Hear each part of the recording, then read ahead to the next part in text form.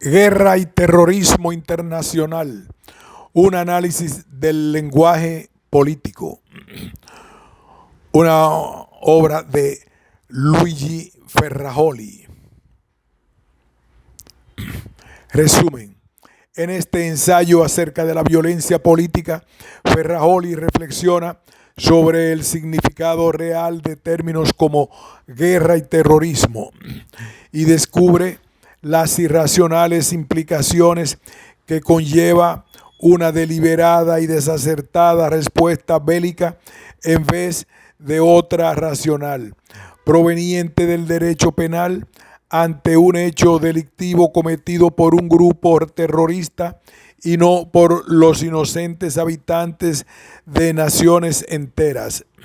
El autor pone en tela de juicio guerras legítimas como las promovidas por la administración de Estados Unidos contra Afganistán e Irak ante los atentados funestos del 11 de septiembre del 2001 y propone la refundación del pacto de convivencia entre las naciones, pues de no ser así, la opción que queda para el futuro es la guerra permanente.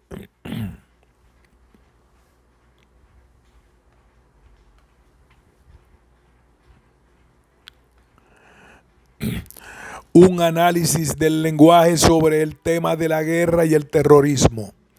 Una respuesta racional al terrorismo y la asimetría del derecho de la política. Una alternativa: guerra permanente o refundación del Pacto Internacional de Convivencia. En ninguna otra materia como en la violencia política, los significados asociados a los términos de la cuestión terrorismo y guerra son tan decisivos en la determinación de nuestras concepciones en torno a uno y la otra y en la orientación de nuestras elecciones y nuestras prácticas en relación con estos distintos significados que no se pueden dar por hecho en el sentido común y en la cultura política corrientes, que se ha dividido la opinión pública mundial sobre posiciones irreductiblemente opuestas, por un lado en apoyo a la guerra como un tipo de respuesta legítima, por el otro contra la guerra como respuesta criminal, además de ineficaz a los ataques terroristas. De ahí la necesidad de un control de nuestro lenguaje como presupuesto de cualquier discurso sensato y sobre todo de cualquier respuesta racional, incluso antes que legítima, al terrorismo.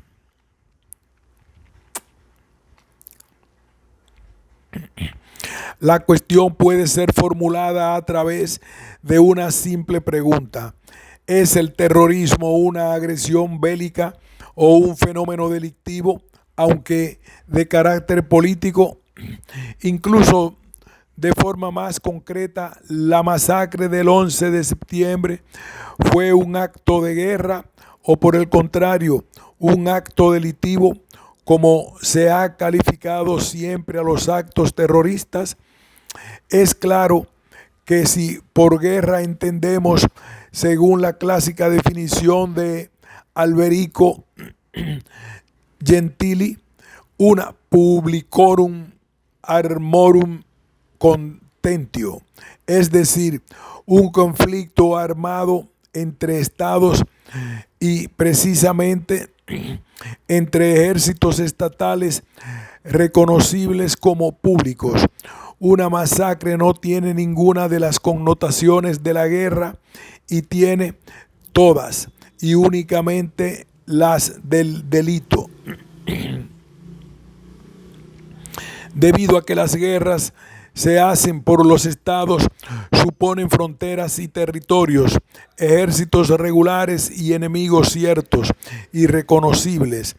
El terrorismo consiste en una violencia puesta en acción por organizaciones ramificadas y ocultas que operan clandestinamente y que desde el inicio se han escondido como lo hacen siempre los criminales.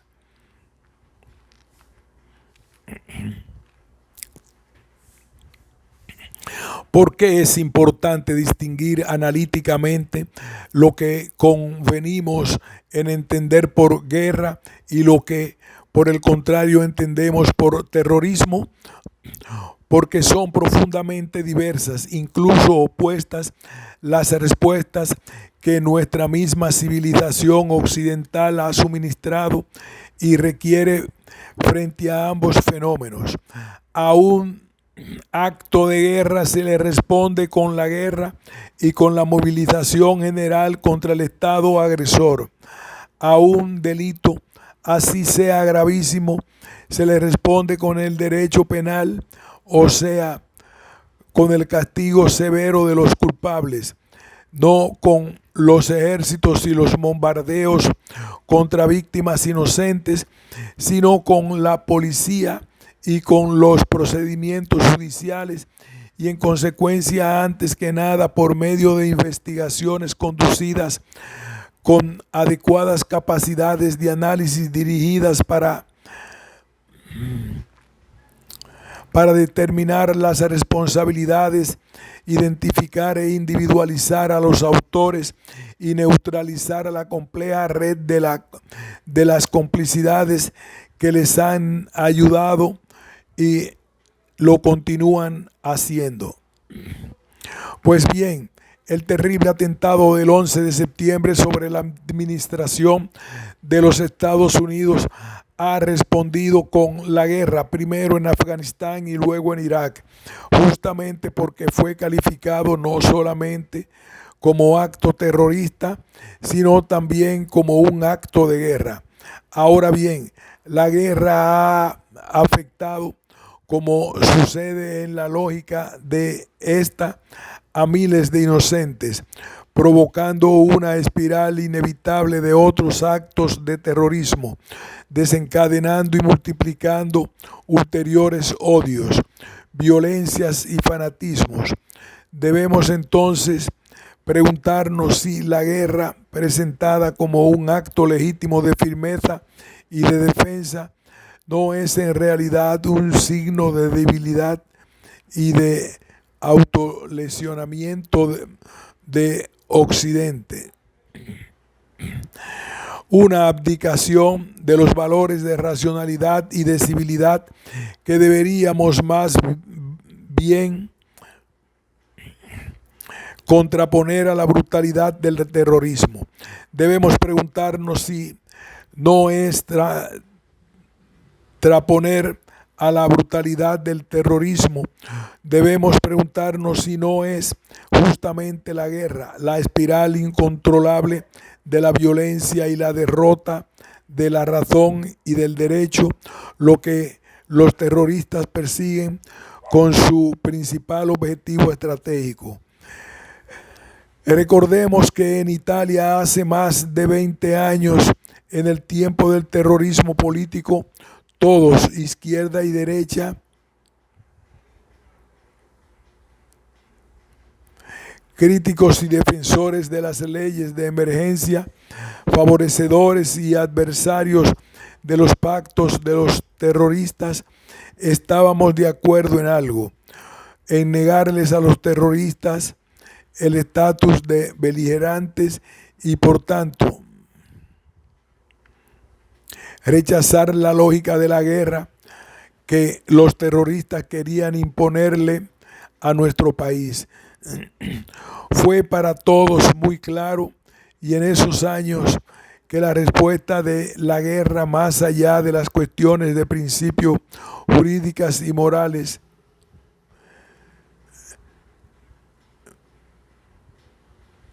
es insensata justamente desde el punto de vista de la lucha contra el terrorismo, que como guerra y por ella acaba siendo ilegitimado y alimentado.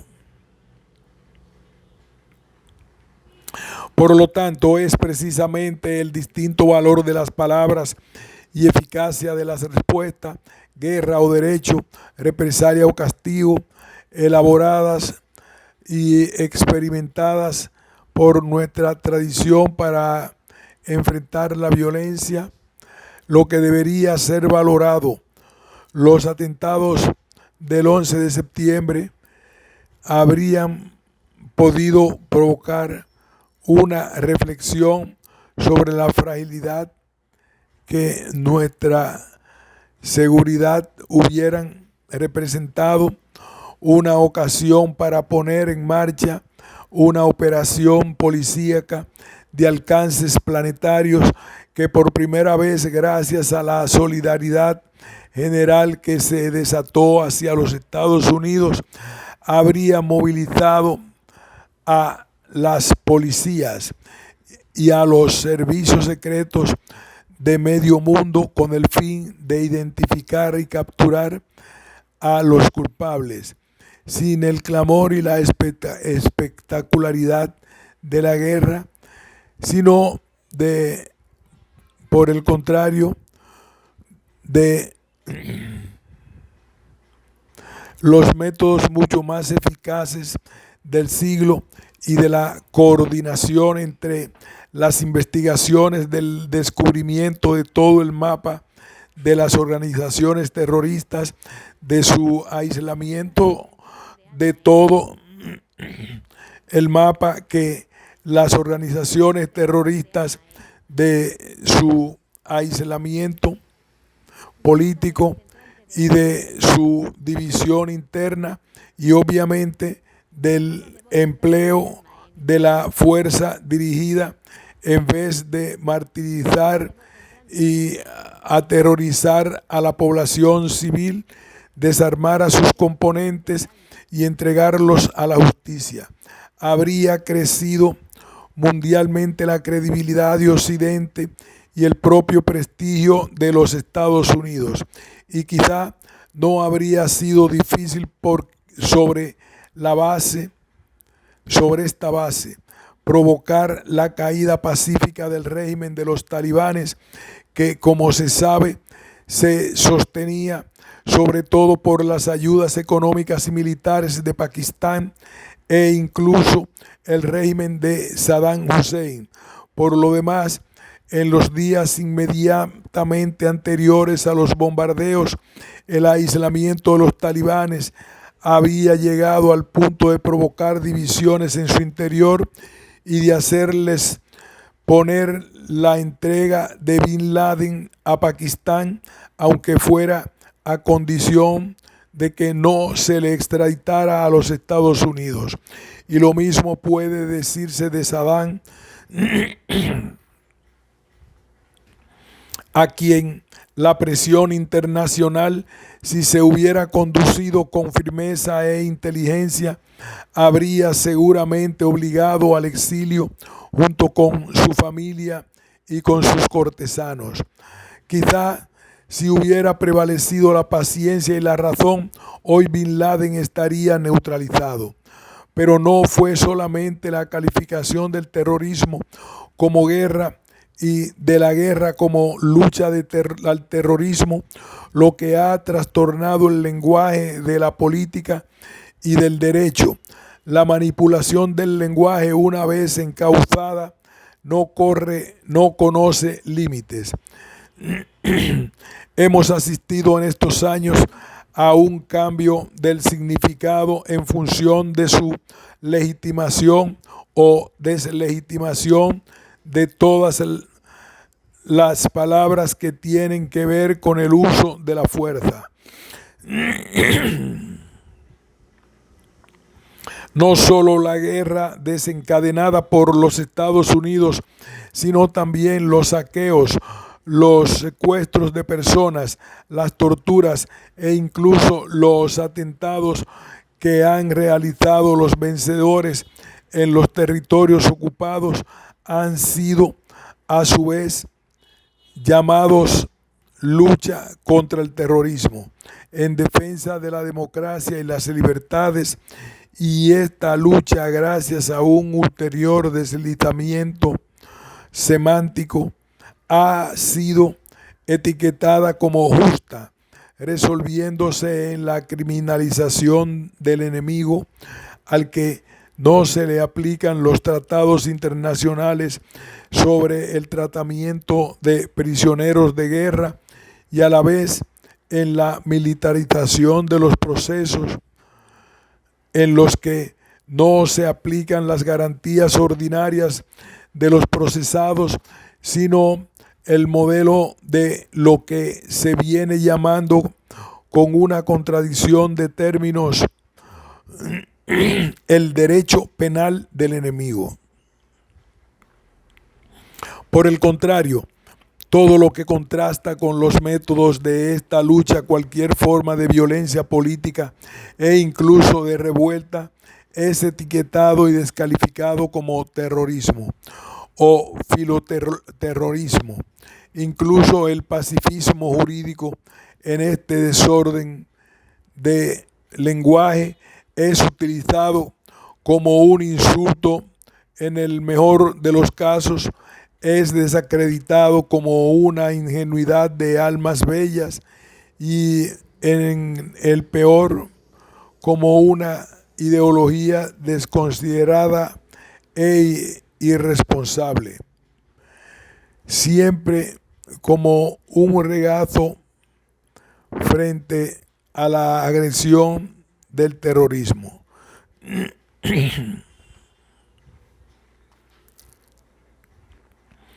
Esta mistificación del lenguaje operada por los defensores de la guerra, una guerra de nuevo tipo que, a diferencia de las guerras del pasado, se proyecta inevitablemente como infinita. Es el primer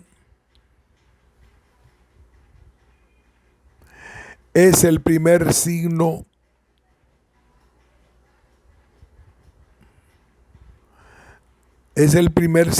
dado. Se proyecta inevitablemente como infinita. Es el primer signo amenazador de un posible totalitarismo internacional. Su efecto es la incomprensión de la realidad.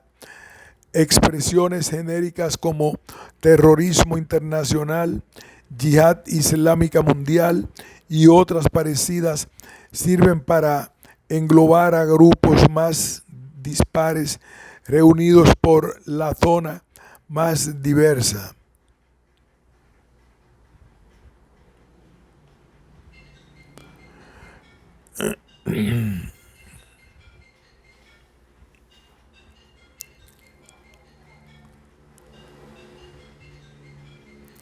Su efecto es la incomprensión de la realidad.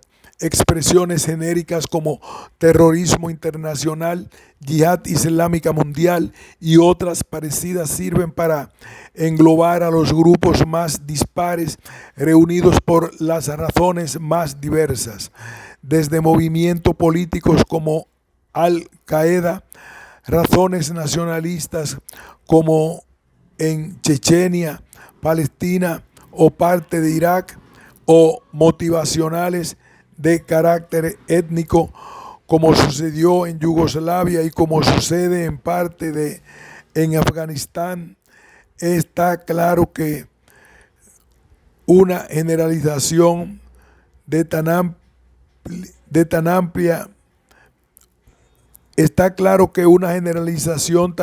del lenguaje, en virtud de la cual fenómenos diversos son reunidos bajo una única etiqueta, corre el riesgo de favorecer la alianza entre los individuos, terrorismos y a la vez el de impedir por la simplificación maniquea cualquier conocimiento y comprensión del fomento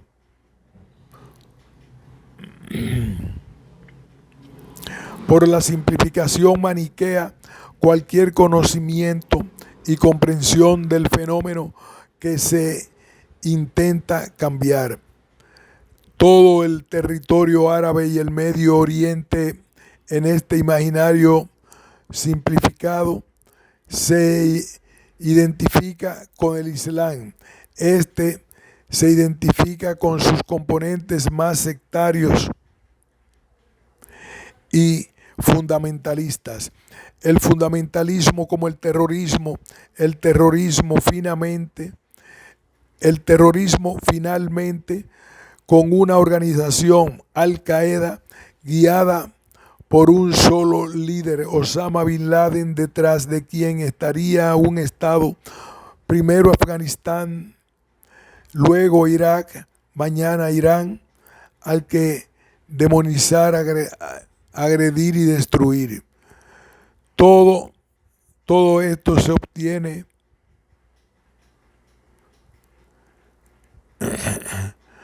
todo esto no tiene nada que ver con la realidad. El propio terrorismo islámico está conformado por grupos distintos localizados en Irak, Chechenia, Egipto, Indonesia, en Europa, cada uno con historias, identidades y motivaciones distintas que solamente la respuesta de la guerra puede unir.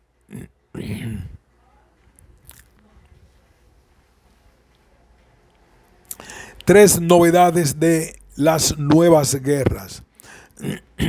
El rompimiento del derecho internacional. Está sucediendo que los fenómenos que debemos comprender y afrontar se hacen más complejos. Nuestro lenguaje y nuestras categorías, en vez de hacerse también más complejos, diferenciados, se simplifican y se confunden hasta su extrema simplificación en la oposición primitiva del bien contra el mal. Es gracias a esta burda simplificación que se ha producido una regresión a las relaciones internacionales, la cual se manifiesta en tres mutaciones relacionadas con la naturaleza y la percepción de la guerra. En primer lugar, la división y luego la negación. Por obra de las guerras de los últimos 15 años, el derecho internacional, nacido en la Carta de las Naciones Unidas, ONU, que encuentra en la prohibición de la guerra en ella estipulada a su norma fundamental. En segundo lugar, la rehabilitación de la guerra como instrumento de solución de los problemas y las controversias intentadas como instrumento de solución de los problemas y las controversias internacionales y de mantenimiento del orden público mundial. En tercer lugar, como consecuencia de los anteriores, el carácter virtualmente infinito y las connotaciones abiertas terroristas asumidas por la guerra. La primera mutación consiste en la percepción de que las guerras, aunque violen el derecho internacional, tengan, sin embargo, una legitimación jurídica. Otras guerras se habrían verificado en decenios pasados, pero nadie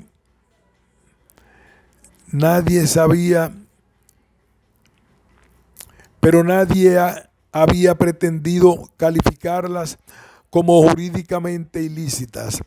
Las nuevas guerras se proponen, por el contrario, que la base o incluso las nuevas guerras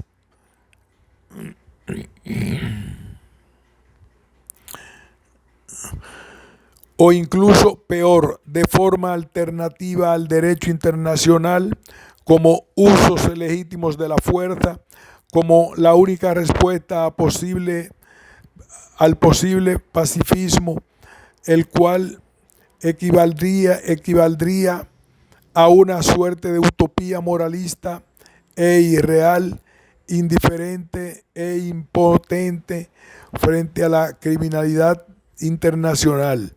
El tránsito hacia esta mutación ha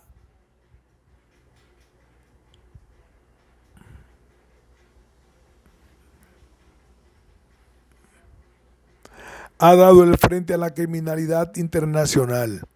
El tránsito hacia esta mutación ha implicado de nuevo una manipulación del lenguaje y de conceptos.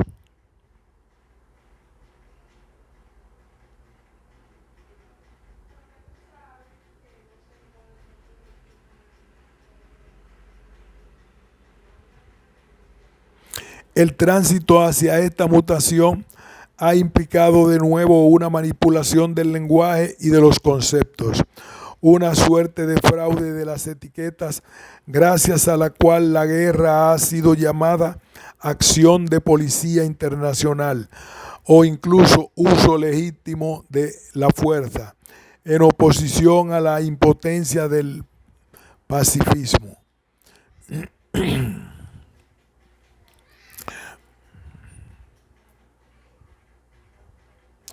Contra esta ulterior mistificación lingüística, es fácil recordar que el principio de paz teorizado en los orígenes de la civilización jurídica moderna por Thomas Hobbes como alternativa realista y racional a la guerra permanente, tal como está hoy estipulando en la Carta de las Naciones Unidas, no excluye de hecho el uso legítimo de la fuerza.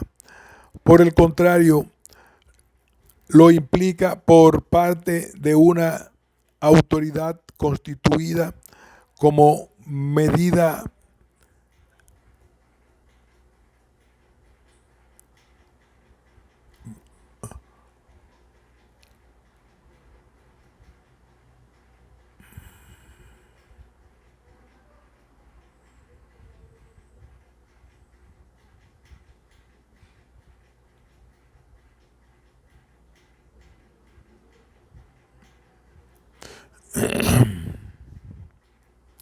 Por el contrario, lo implica por parte de una autoridad constituida como medida extrema dirigida, según el artículo 39 de la Carta de la ONU, a mantener o restablecer la paz y la seguridad internacional. Lo implica precisamente bajo la forma del monopolio jurídico de la fuerza, según las palabras de otro clásico del pensamiento político, Max Weber, como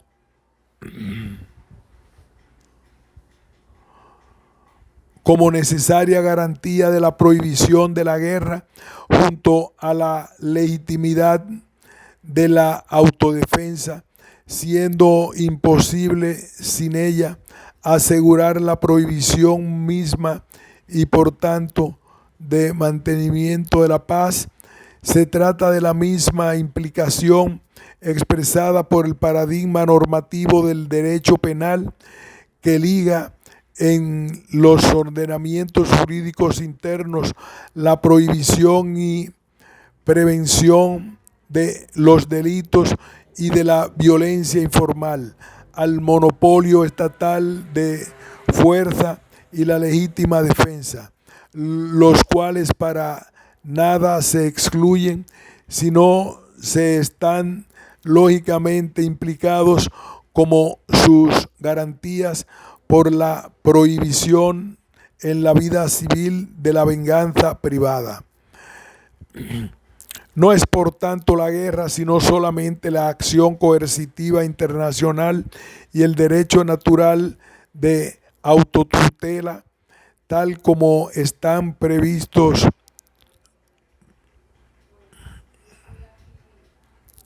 y regulados por el capítulo 7 de la Carta de la ONU, los que integran el uso legítimo de la fuerza y por tanto son precisamente las alteraciones a la guerra y a la vez las garantías de prohibición.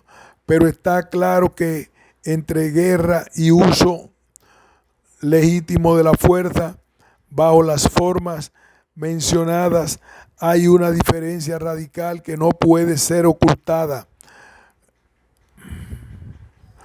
como se ha hecho con un simple juego de palabras llamando acciones coercitivas, operaciones de política o legítima defensa a lo que tienen las características empíricas de la guerra. Aquí hacemos una pausa y continuaremos más adelante con el derecho natural de la autotutela individual.